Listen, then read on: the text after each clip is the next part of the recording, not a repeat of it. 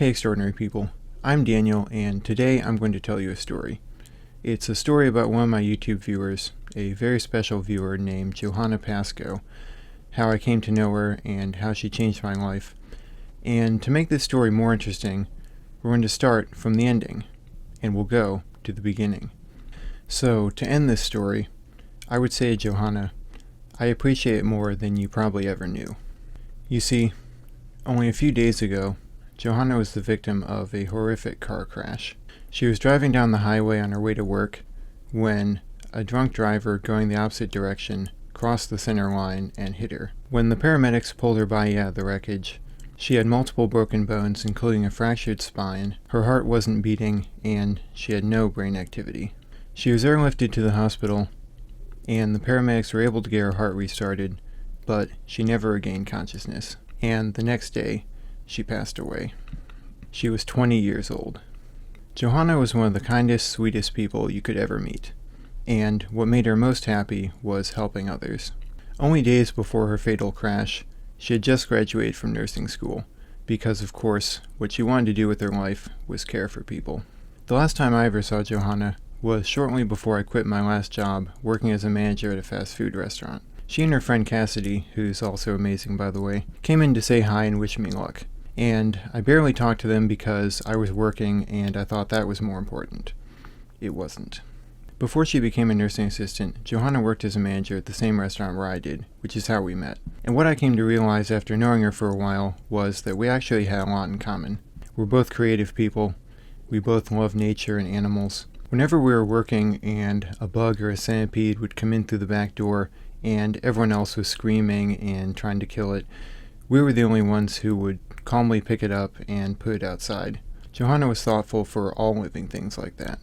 But what I remember most about Johanna was how supportive she was of me and my desire to make YouTube videos. She would often let me know that she had been watching my videos, that she liked them, and always had the kindest words to say about them. And it's funny because one of the first impressions she had of me after I met her for the first time was a YouTube video that I had made, the first one on this channel. And it's a video of me singing and playing on the guitar Maroon 5's Girls Like You, because I love that song, and I love singing, and I love music. But the problem is, my singing's not that great. In fact, it's kind of terrible.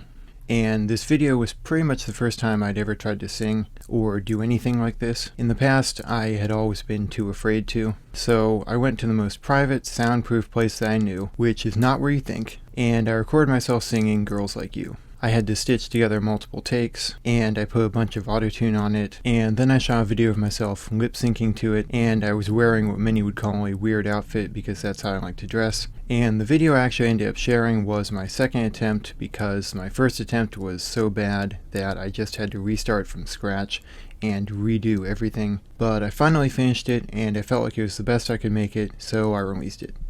A month later. Because that's how anxious I was about how it was going to be received. I kept telling myself I was going to release it, and then not doing it, and then the cycle just went on and on, over and over again. So when I finally pushed past my fears enough to share the video, I went to work the next day, and someone played it in the break room, and everyone saw it. And all that anxiety from the last month came rushing back. I wanted to die right there. I wanted to go bury myself in the ground and suffocate. Because although no one said so explicitly, and they were trying to hide it, inwardly I could tell they were laughing at me. And when you've poured your heart and soul into something, only for people to laugh at it, it's devastating. And you wonder, does anyone understand, I mean really understand, how important this is to me? Well, a few people understood, and one of those people was Johanna. She had the nicest things to say about my video, and she went on to continue watching my videos, and continue to encourage me in making them. And that kind of support is what keeps me going at this. And that's something that I think everyone needs. We all need affirmations that what we're doing and who we are matters to someone. That's why I always end my videos by telling you guys that you're extraordinary, and I love you, because I want to make sure that you know that. And Johanna made sure that I knew that. And she made sure that everyone she encountered knew that. So, if I could go back and say anything to Johanna, I would say thank you for supporting me and what I love to do. Thank you for being such a kind and sweet person to everyone you met, including me. I appreciate it more than you probably ever knew. Guys, thank you for listening to my story about Johanna.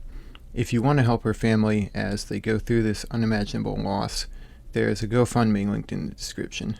If you take anything away from this video, please let it be this. Your life matters. Your life is important. And without it, the world would be a much worse place than it is today. Please remember that. And remember that you're extraordinary. I love all of you so much. Bye.